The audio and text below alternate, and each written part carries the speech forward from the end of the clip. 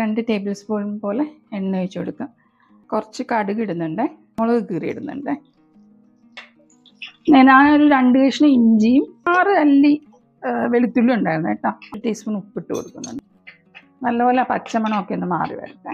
മഞ്ഞൾപ്പൊടി ഇടുന്നുണ്ട്. 2 ടീസ്പൂൺ മല്ലിപ്പൊടി ഇടുന്നുണ്ട്. ഒരു 4 ടീസ്പൂൺ മുളക് പൊടി ഇടുന്നുണ്ട്. ഇത് കാശ്മീരി മുളക് പൊടിയാണ്, അതുകൊണ്ടാണ് 4 ടീസ്പൂൺ. 1.5 ടീസ്പൂൺ ഉപ്പൂടെ ഇട്ടിട്ടുണ്ട് കേട്ടോ. ഇതുണ്ട് ഇതിൻ്റെ എണ്ണയൊക്കെ ഇങ്ങനെ തെളിഞ്ഞ് വരുന്നത്. ഈ സമയത്ത് നമുക്ക് തീ കുറച്ച് വെച്ചിട്ട് ഞാൻ 2ാം പാല് ഒഴിച്ചു കൊടുക്കുന്നുണ്ട്.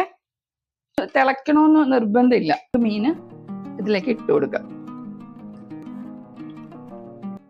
നമ്മുടെ മീൻ വെന്തിട്ടുണ്ട് കേട്ടോ. ഞാൻ പുളി ഇട്ട് കൊടുക്കുന്നുണ്ട്.